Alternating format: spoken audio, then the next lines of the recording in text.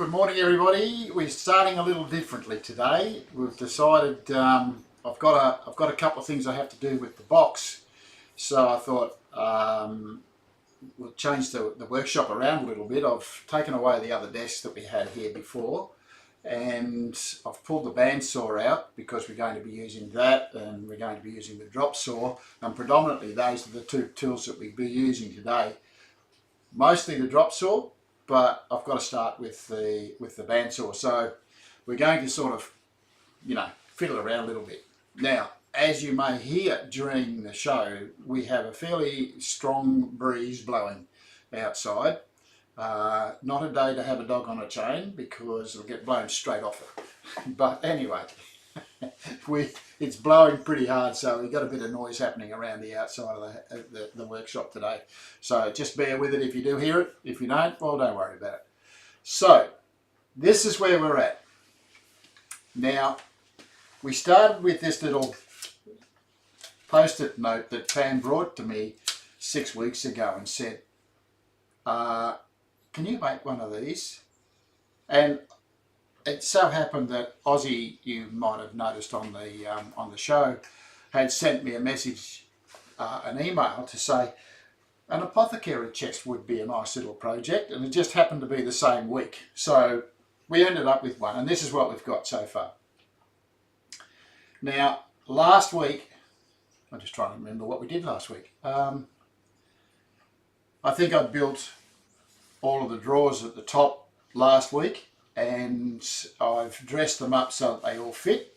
You can see they all fit quite nicely. They'll slide in and out quite easily. So I got that sorted. They're all been numbered. Okay, so they all fit. Each of them fits in their own spot.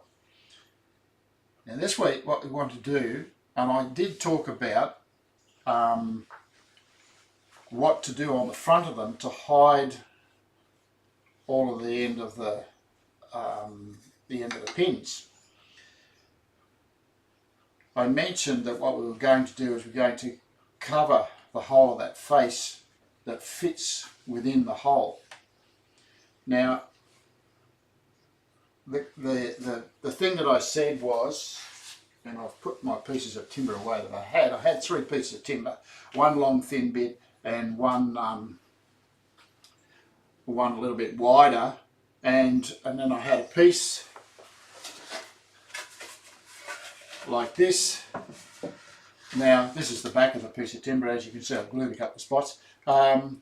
This is the back of the piece of timber that I held up last week and said, well, what do you reckon about using something that's got grain on it that continues through all of the pieces?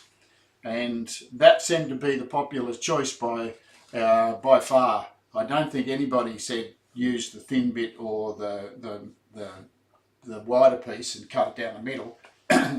Everybody said use this piece. So what I did was I drew up the drawers on the front. In consultation. In consultation. Collaboration. Pam helped me here. One of the problems that we have here is we have a space between each of the drawers. Now there's space top and bottom, a space at the side. And so what I had to do is I had to draw that shape on the piece of timber, position it where I got the best flow of grain and the best movement for all the timber. Now Pam has a different view of it than I do, but what I did was I had to put in each of the spaces. Now if I cut a nice thin cut all the way down through the middle of there, and then I joined those 2 pieces together, or I brought those 2 pieces together, or I separated those pieces away from each other, what would happen is I would not get a continuous flow of the grain through each of the panels, and they're all separate individual panels. So I thought the best way to do it would be to cut out the pieces between all of the drawers. And that way, when that sits in place, we get a continuous flow of the grain through the drawer, and all that's missing is the little bit in between the drawers. So that would happen there. So just cutting a thin bit and then putting the two bits together or pulling the two bits apart would alter that flow, and it wouldn't look very nice. So what we're going to do today is I'm going to cut each piece. Now they're all measured up to fit the drawers that I've got here, and I'm going to individually fit each one of those little pieces of the drawer. Now that may take a little while, but we'll get it done anyway. So what I want to do is here's one that I've cut up anyway. I want to cut something that fits snug in there. It doesn't, we don't want any movement. Now there's a gap at the top of this one, but that's just a piece of timber. There won't be the gap at the top. It'll be a filled in space. So I just want to have it sit in like that so it covers up the end of the drawers, right? Now what that does, and this is something that Derek mentioned last week, it actually gives you, and I've said this before, to get a blind dovetail with the Gifkins gear, what we need to do is put a false front over the end of the drawer, right? Now that's a standard technique that's being used by quite a few cabinet makers nowadays, because if they were to make the drawer or this apothecary chest for sale, it would be hellishly expensive because of the cost of the timber. It would just be so over the top, no one would buy it. It's just false economics. So the idea is to make the outside casing in the material that you want, and then all of the bits that show either have a little piece over the top of them, and all the inside stuff that's not seen is quality timber, furniture grade timber, but of a lesser cost or a lesser degree.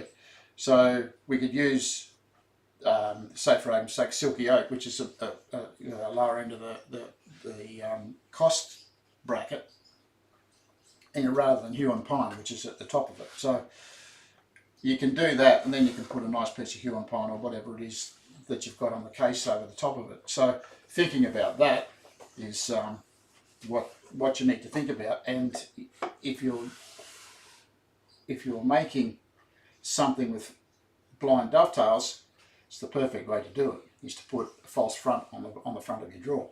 And basically that's what we're doing, only I've got Huon Pine right through the whole cabinet,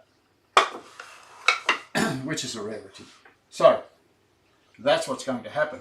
Now, one of the other things that I talked about last week was some of the faults that have happened because of the brittleness of some of this timber. Now, what we have to do before we actually start putting all of these bits or gluing all this sort of stuff together is we need to repair the little blowouts that have occurred. Now, this is a particularly brittle piece of timber, and there was no way of avoiding it, and it happened quite a bit on this drawer. The others aren't too bad, but this one here, so all of that has to be repaired before we actually go too far. Now, I'm not going to do that on camera because I've done it in the past, and it's something that takes quite some time. A lot of sanding, a lot of gluing, a lot of chisel work to cut out pieces. Fair bit of work involved in doing that. So that will be something that I will show you when I've got it all finished. So now what we need to do is make the front of the drawers.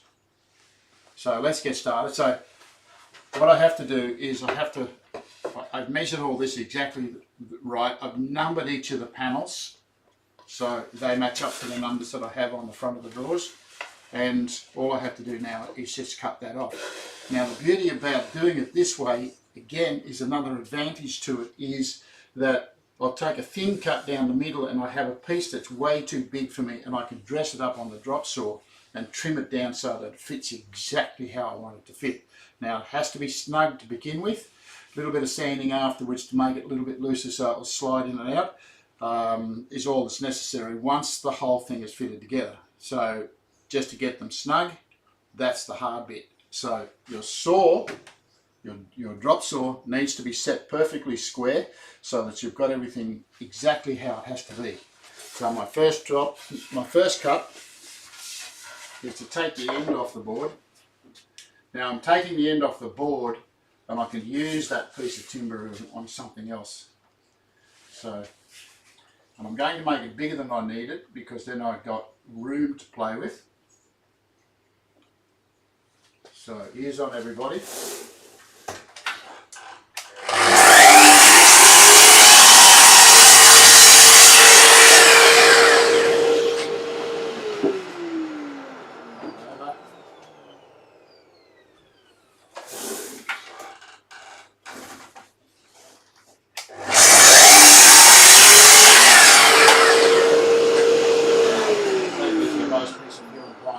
For something else,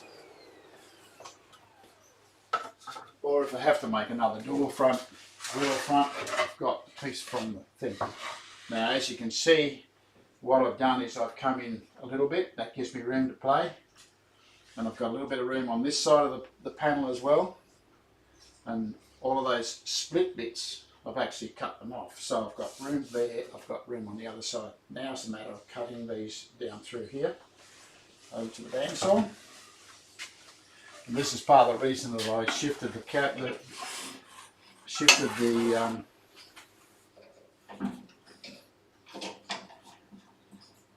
workshop around a little bit, so that we could actually get in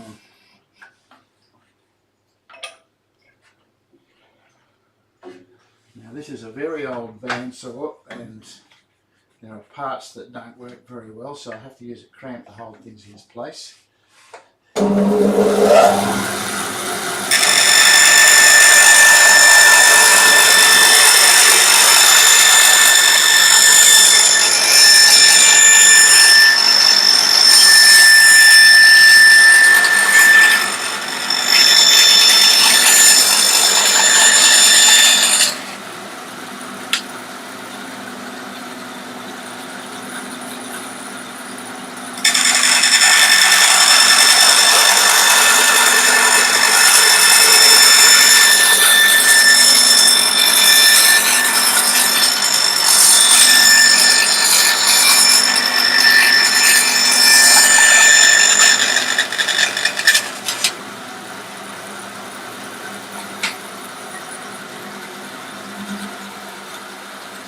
So that's giving me a piece of timber that's pretty much the same size as the front of the box. You can see it's got some nice patterning in it. The grain flow is continuous right through, so now I just need to drop those bits up there, and if you have a look you can see that I've got plenty of room to play with at this stage, so it's just a matter of cutting it through the middle of these marks. So we'll do that, and I've got a couple of spare bits that I can use for something else.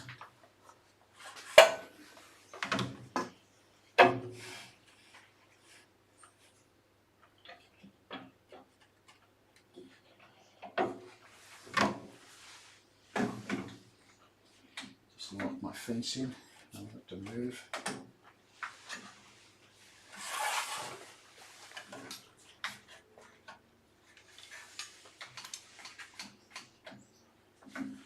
Should get a new fence for it one day.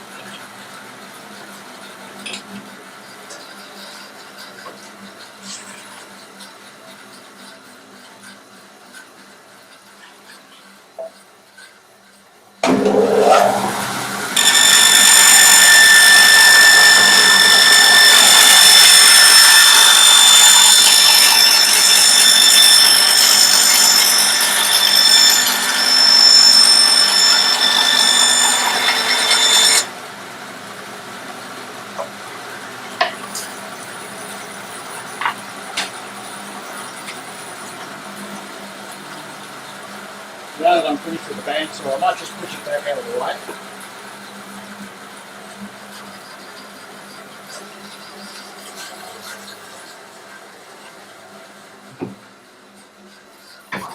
months ago I put it up on wheels. I was following Dave Stanton's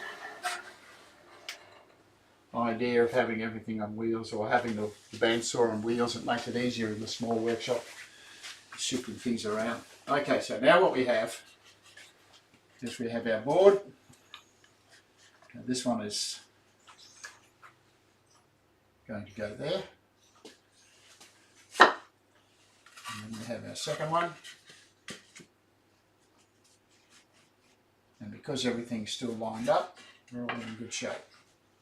And that's the top one. Okay, so now we have to dock these down.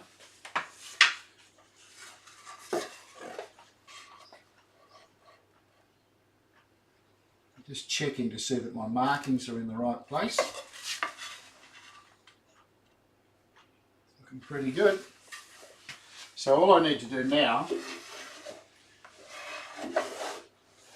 is dock these down through the middle.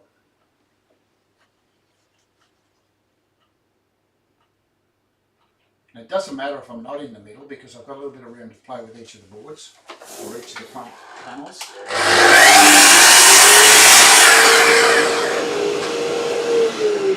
So that will be number one. So that will have to fit into there.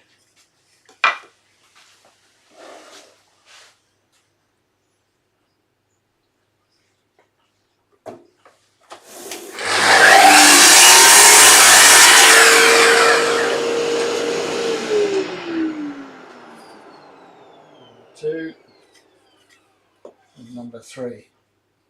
Now you can see that just by putting that there with the gap in between, just the saw cut in between, you can see that the pattern is still continuous right through the three drawers, and the same will occur as we go up the panel. So let's get one fitted.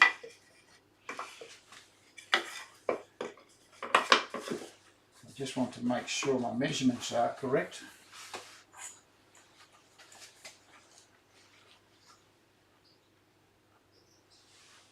Okay, it's 148 is exact.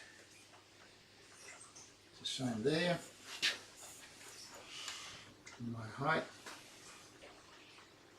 is 121.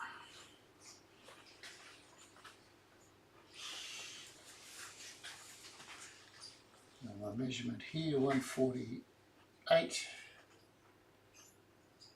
148.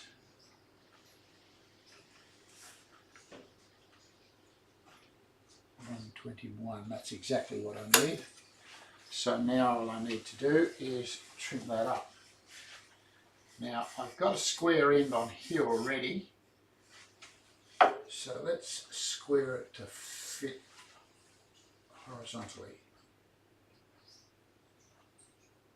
I'm going to cut it a little outside my line and then just creep up on the measurement.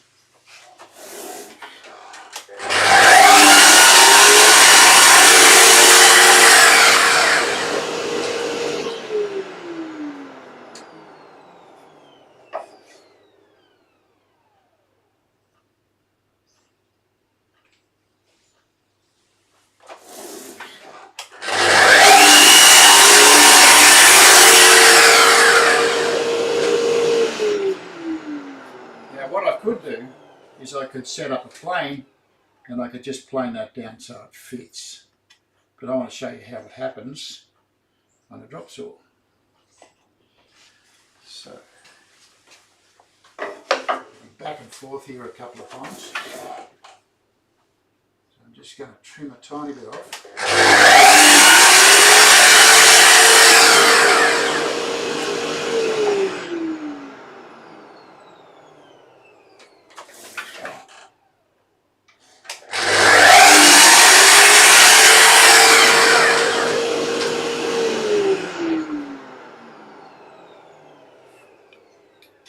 A little bit more.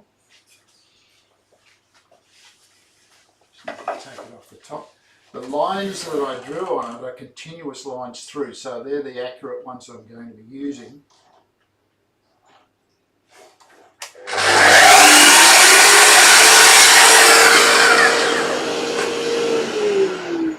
So that each of the pieces will fit. Not quite there yet. Nearly there.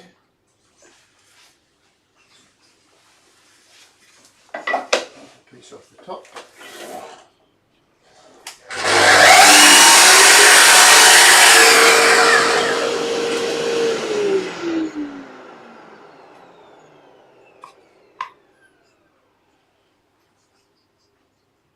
Quite there. Now I want them to fit snug.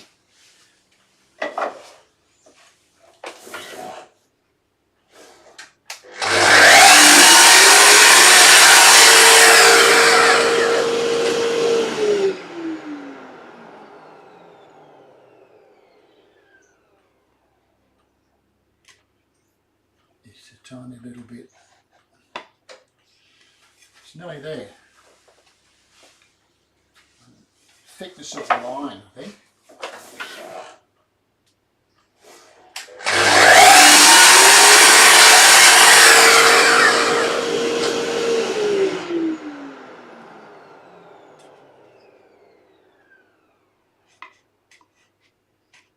It's going to take a few cuts, I think, by the look of it.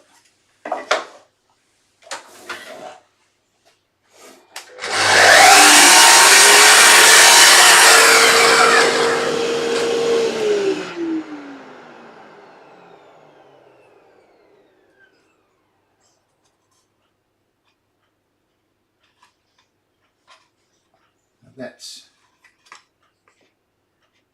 just a little too snug.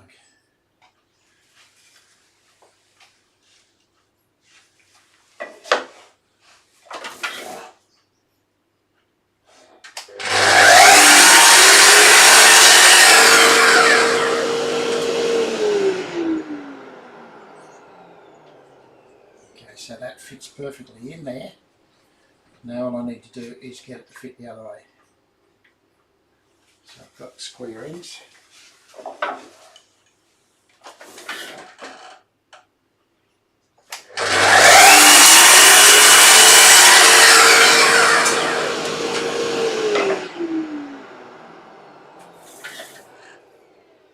I think for the show today we'll probably end up just doing the bottom ones.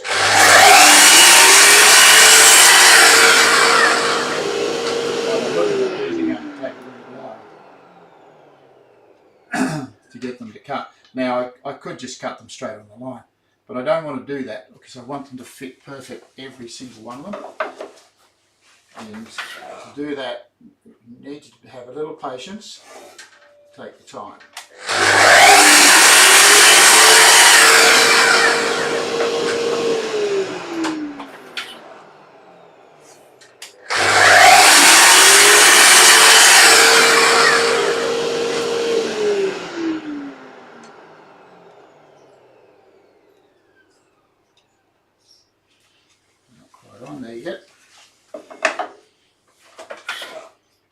Just working to the line work that I put on there.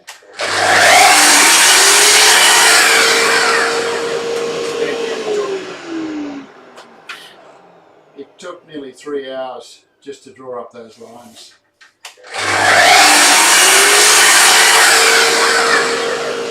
And get the measurements right before I actually decided on a technique. Nearly there.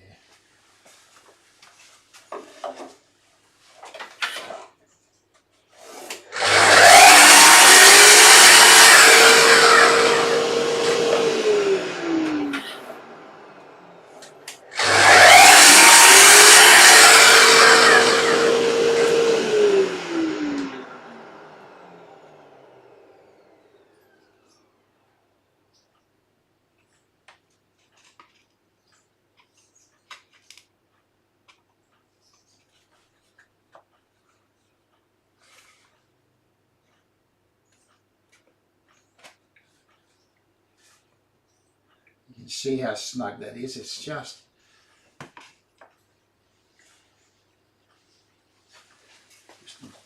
towards the end of one of those.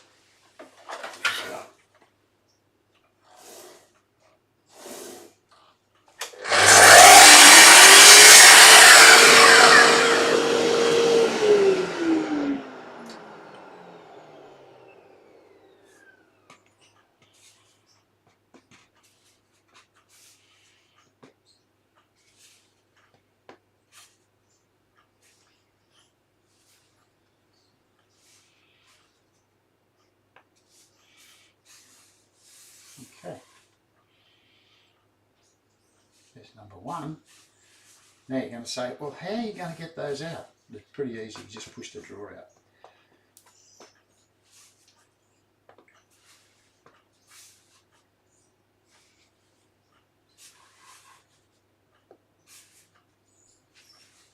And when you sand those up, you're going to have the tiniest little gap around the outside.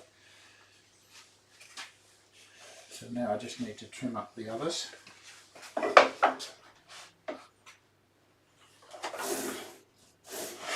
number 3, we want number 2.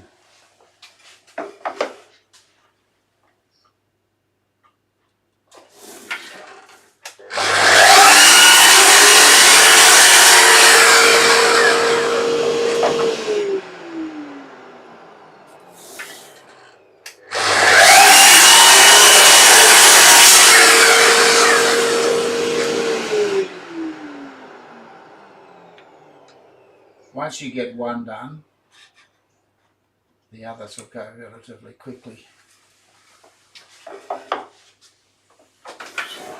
It doesn't mean that you have to rush things, but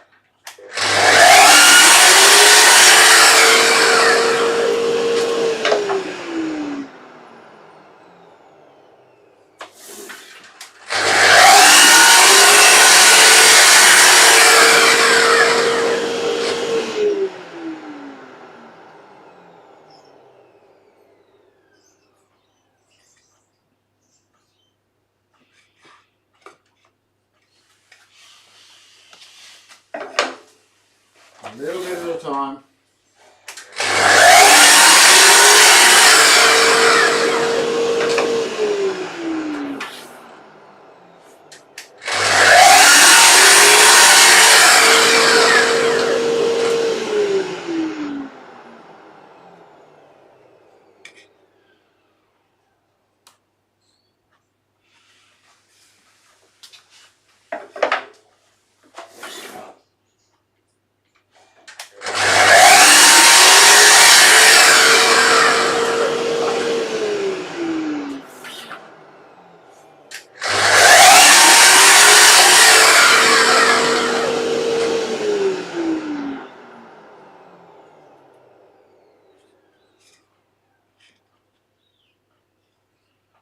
Okay, so that's going to fit that way.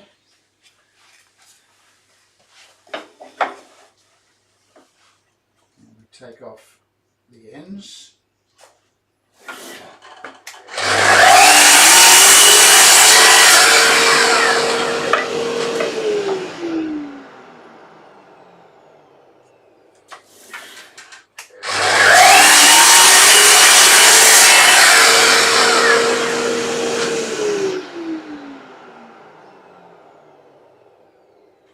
You need to make sure your saw is sharp. Now I've got the standard blade in that drop saw that comes with it, and it's in pretty good condition because I look after it.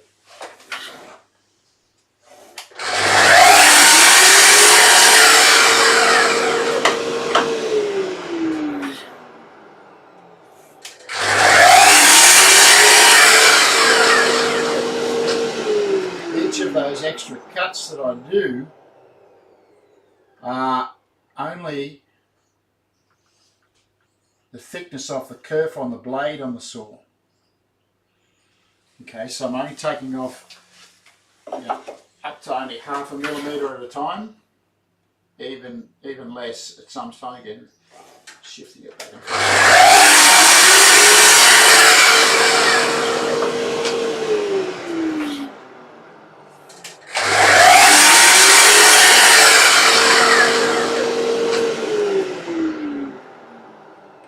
Oh, nearly there. tiny bit more.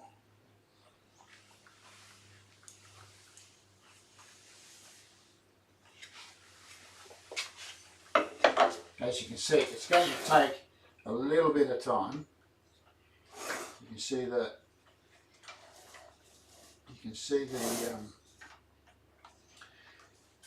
with the saw blade, the curve of the blade is where the tooth actually sticks out this side, because it on this blade here, you've got a little bit out this side, you've got a little bit out the other side. A little bit on out this side is not parallel to the edge of the face of the saw blade.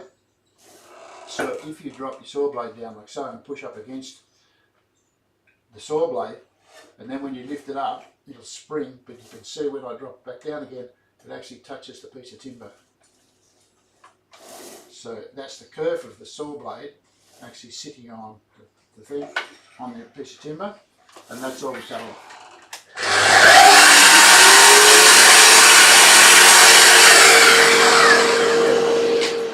This cuts off the tiniest little bit. I'm going to take a bit off the other side so that even it up. Do exactly the same thing, push up against the blade.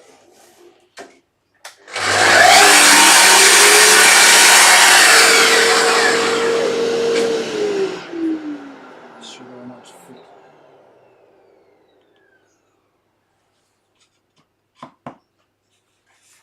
Just got to take a tiny bit more out, so obviously my measurement was a tiny bit off.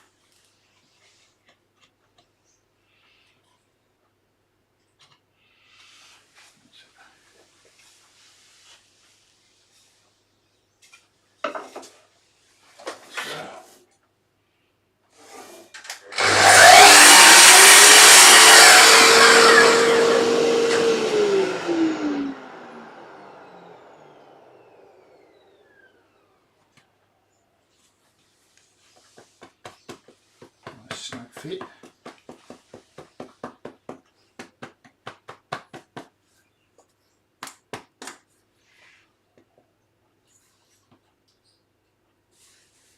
Pushing it up against the blade, up against the drawer.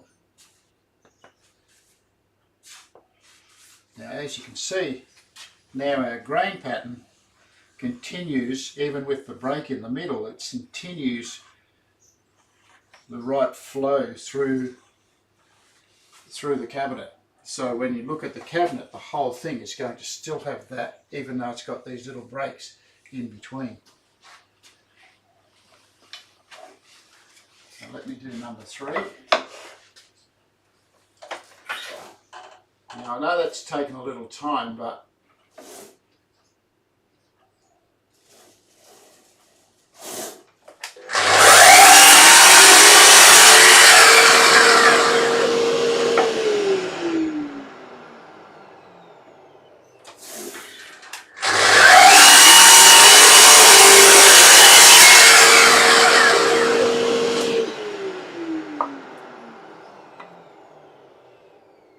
rough it.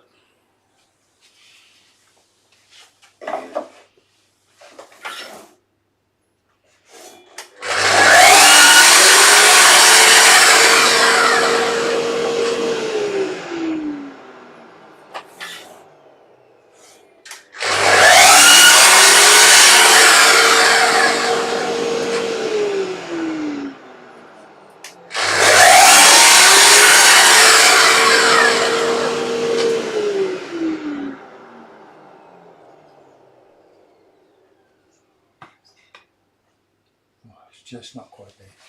As you can see, that one's taking a little bit less time because now I'm getting a little bit more practiced at dropping the saw blade on the right place.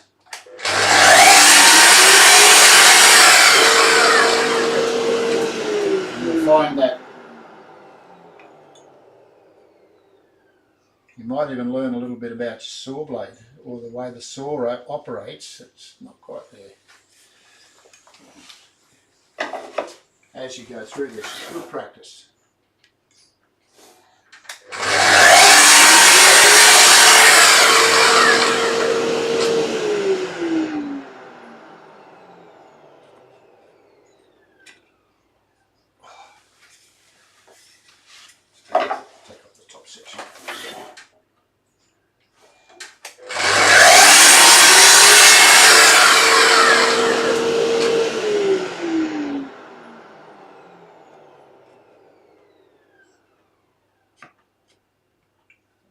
It's a little bit more.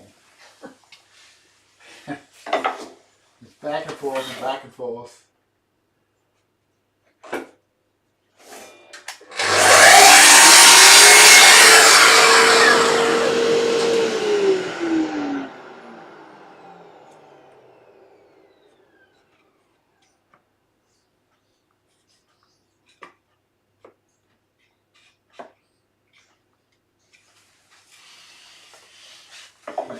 Ends off.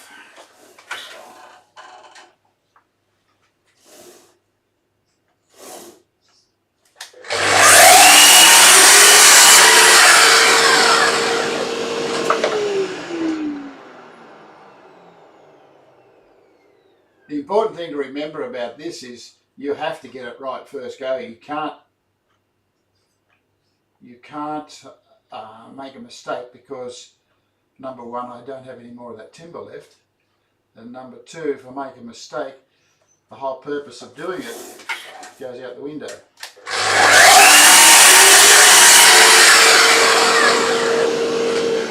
therefore,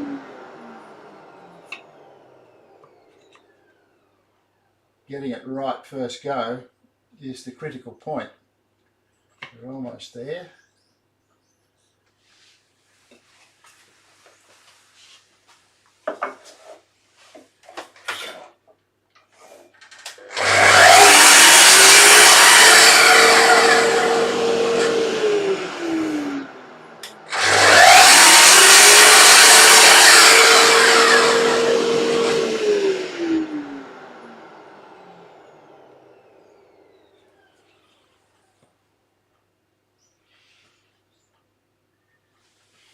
Just a bit. Keep creeping up on it.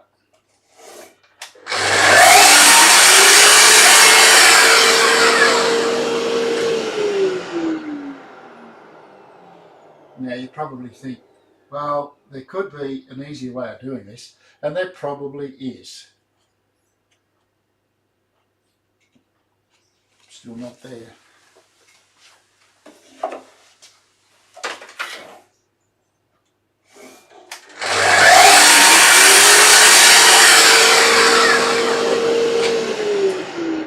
Just imagine if you were doing it with a plane.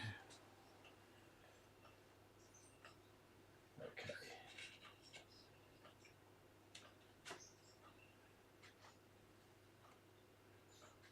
You'd be at it for days. Last cut. One more cut.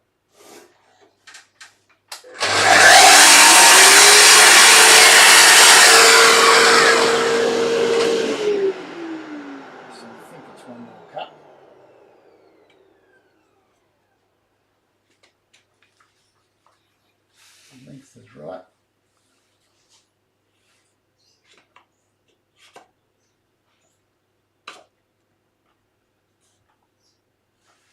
Take a little bit off. And what I want to do is I want to continue my line along, so I've got to work out where I want to take a piece off, and I think I might take it off the top.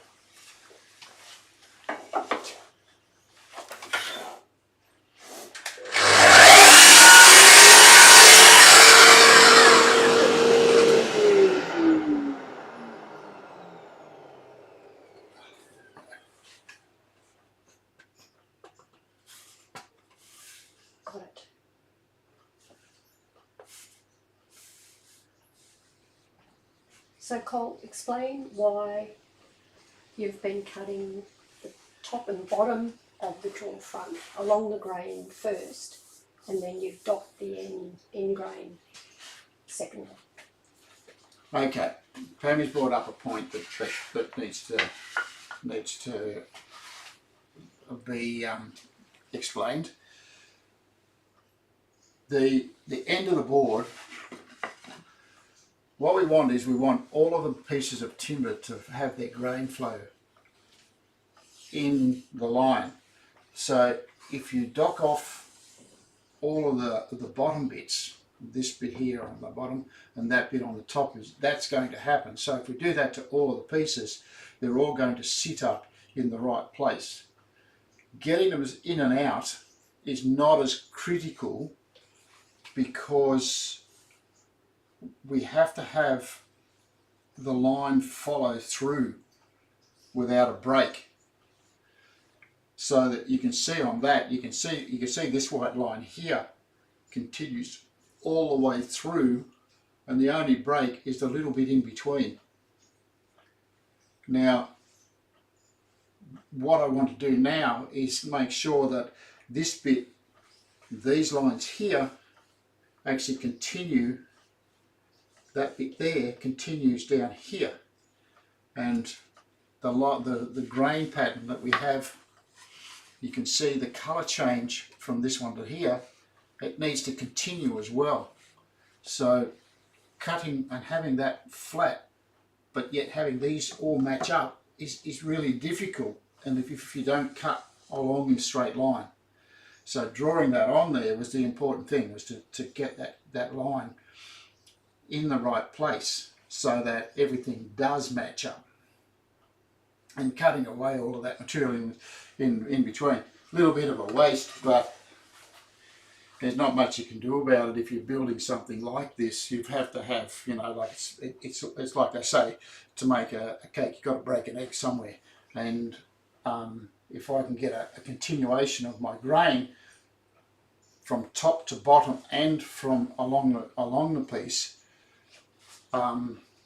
it will look a whole lot better. Now, we all read left to right in Australia. Most people read from left to right. And so what we want is that grain to go left to right. Even if you read right to left, you're still going to have that flow coming along the piece of timber. You don't want the wall broken up like you can see all of these little pieces. So getting it flush and flat is important. If you're lucky enough to be able to have another piece that you can fit in there that will continue that line across there, well, that's another way of doing things, but it's still a bit difficult to do that, to get a front piece that will continue the flow.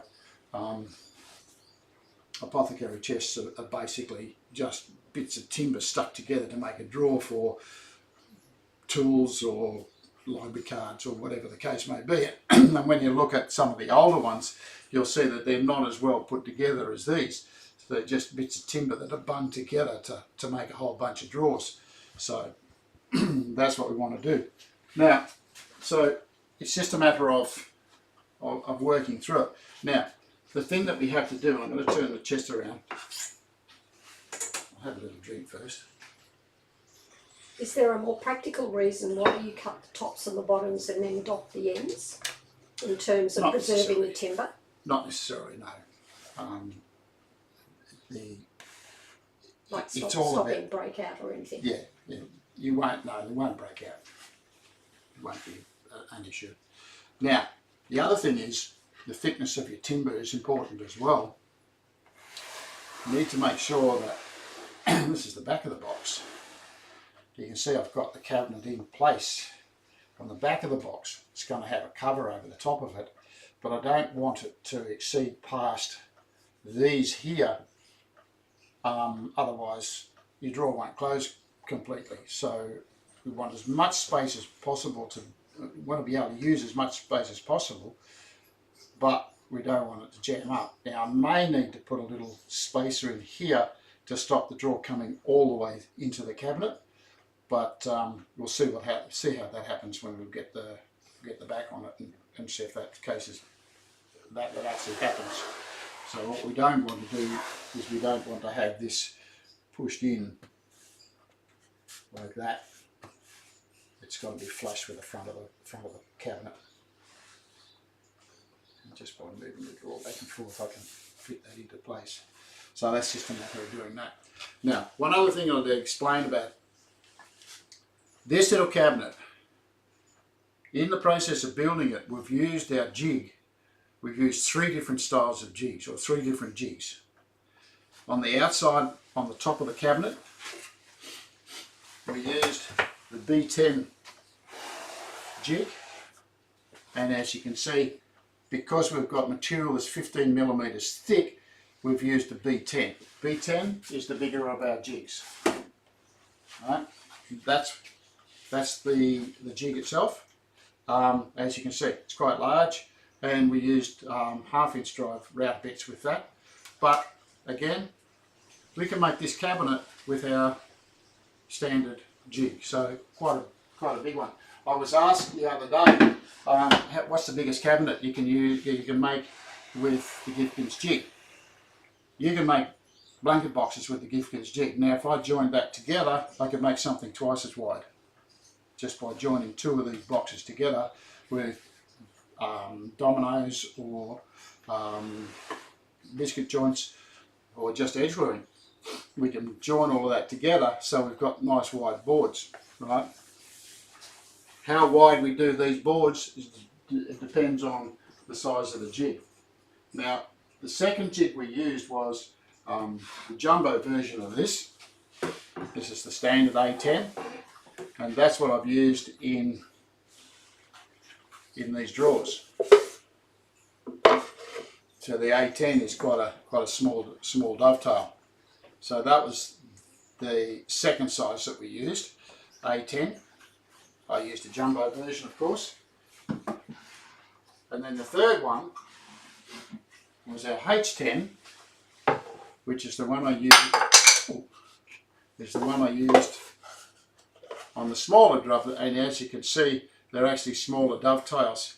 And you've got 3 different distinctive dovetail joints in the whole kit. If you bought a lot package, you would have all of those templates in thing. You wouldn't have a jumbo, of course, but you would have all the standard sizes that we've constructed this apothecary chest. That's a big word, apothecary, especially Sunday morning when it's cold. So these our dovetail jig is not sort of, you just don't use it on for one purpose. So you can use you know, a number of them for different things, or a whole project.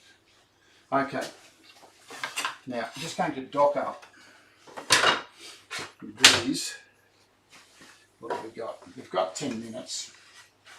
Now I spent the whole time cutting up on the drop saw this week. I haven't done any dovetailing at all, but that's what woodwork's all about, isn't it? Now we're going to make, in the next couple of weeks, we're going to make a whole lot of handles for these. The original handles on our cabinets, particularly the Apothecary thing, was a little square window type frame where you put a card in, and also had a little hook on it so at the bottom so you could open and close it. Now, I'm not going to do that on here because we don't need to have information on each of the drawers. The box itself is going to be in our office, and Pam will have all the office bits and pieces in it, and there's plenty of drawers for it, large, small, medium.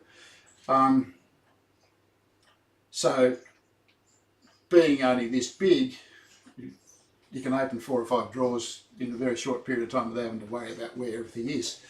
And eventually, once the office disappears, it will become part of Pam's sewing furniture, so that she can keep all the cottons and bits and pieces in that she uses. So her crafty stuff ends up in the cabinet. So then eventually this thing becomes an heirloom.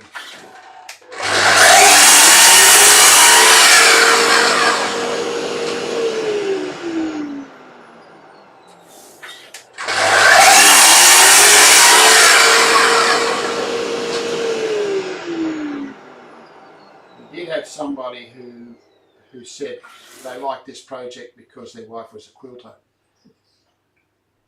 Pam was also a quilter.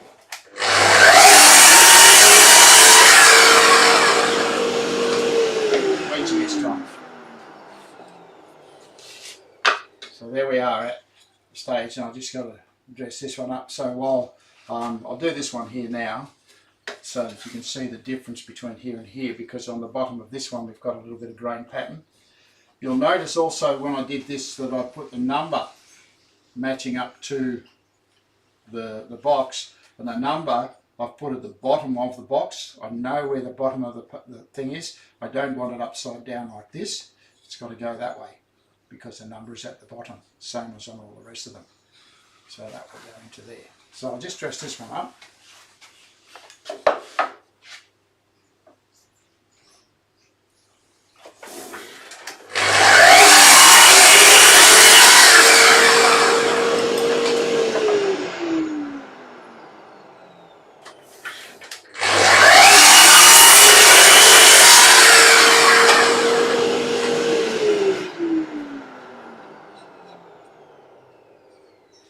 Again, nearly a fit.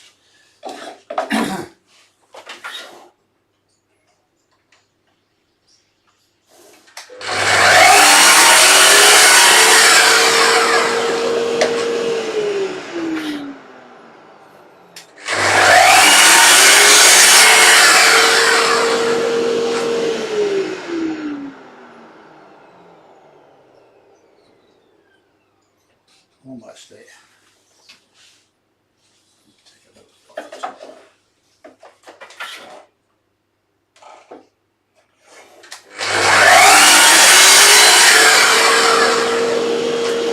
Like I said, take your time with it. There's no rush. It's almost there. Just need to make sure that I take it off the right way.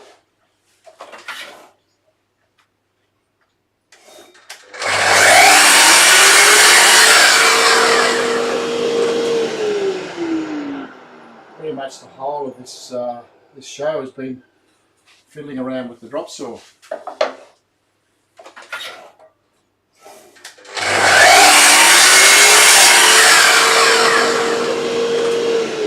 Unfortunately, that's the way of it. So I've got the height right.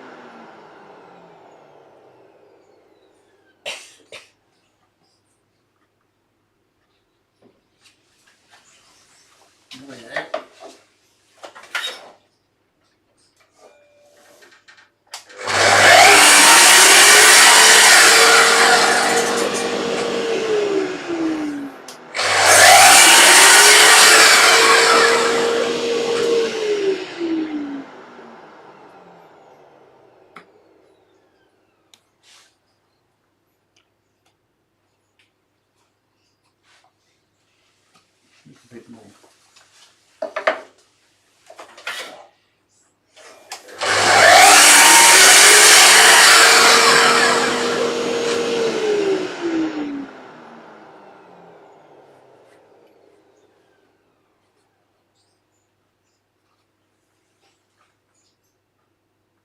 It's nearly there.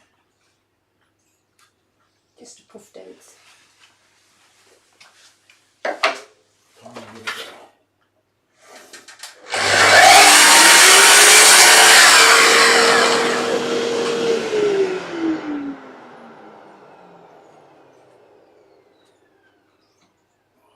So close.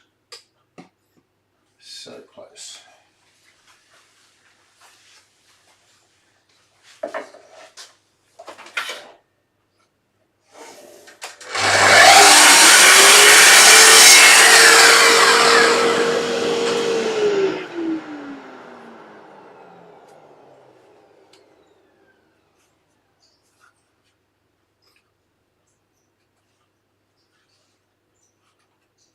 It's just a little bit. I might actually have to turn it over and cut that from that direction.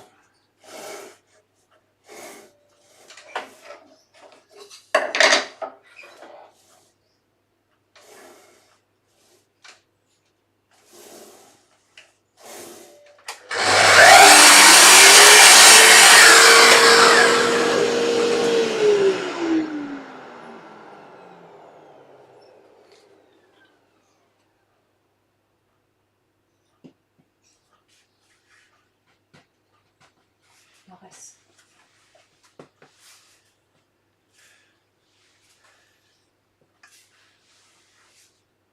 Okay, so now you can see where our grain actually runs up through here. A bit subtle, but It's there, but I've got a little repair here to fix. But as you can see, the top piece, which is the odd square bit that I found lying around that I thought I'd cut up to show you, actually doesn't look too bad because it fits in with that, but it doesn't match the grain that happens here. So that will be this piece that matches the grain on here. So that's where we're at the moment, and it's just a matter of continuing through and doing the rest of the drawers, getting them all nice and fit, nice to fit, and I might do that after hours. So I'm going to call it quits right here and now because there's not much more that I can do apart from continue with the drop saw, and you've seen how I've done that. And so we're just going to stop today, and during the week what I'll do is I'll cut up all the rest of them, and then we might actually do a bit of turning next week, make the little door handles, the little knobs that we're going to put on it. Now they're all going to be a different size, so we're going to have a big one here, a medium sized one there, and a small one on here. Now they're not going to be demonstratively different, they're just going to be subtly different. What I want to do is try and keep a uniformity between large, medium and small.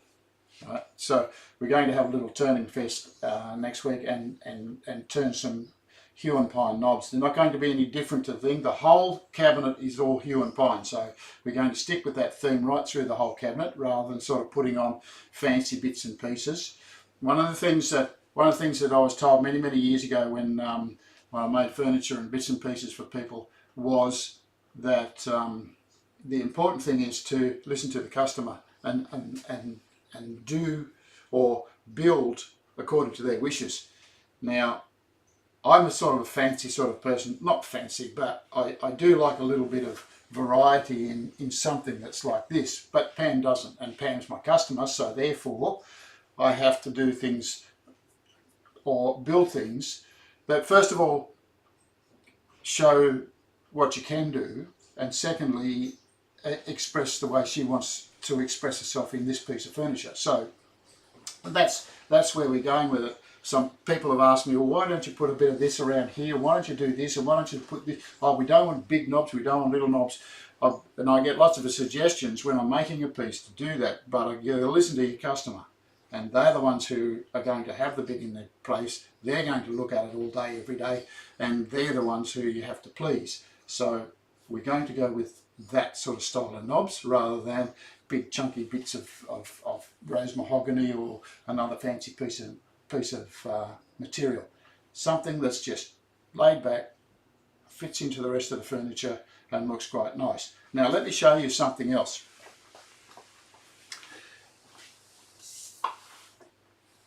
During the process of actually building this, I built a test box or a test drawer. This is one of the middle ones. Now what happened was that it didn't actually fit where I wanted it to go, and it's basically too small. So what I did with it was I dressed it up, and now we use it as a kitchen implement in the kitchen, and it's just a little caddy for various bits and pieces. But this is the sort of thing that you can actually do with pieces that are left over or pieces that don't work, particularly when you're doing testing. Now, testing is extremely important. This one doesn't fit, but it ended up being quite a nice little piece. I rounded over all the edges, I chamfered off the top ones, rounded over the corner edges, put a finish on it, and I put a little bottom in it with a bit of braze on it. And as you can see, all the colours match. It looks quite nice, and as a kitchen implement, it's quite a nice little caddy. It it holds all our coffee stuff and bits and pieces. But it can be used, and I didn't want to waste a piece of timber. Part of the reason is I couldn't cut it up and use it in other parts of the thing. As it is, I've got little bits like this that I've used for testing, and now I've got to find something to do with it. And I don't want to waste Huon Pine. Huon Pine's extremely hard to find, so and it's extremely expensive. So the idea is to use it the best you can, and that little caddy can turned out quite nicely.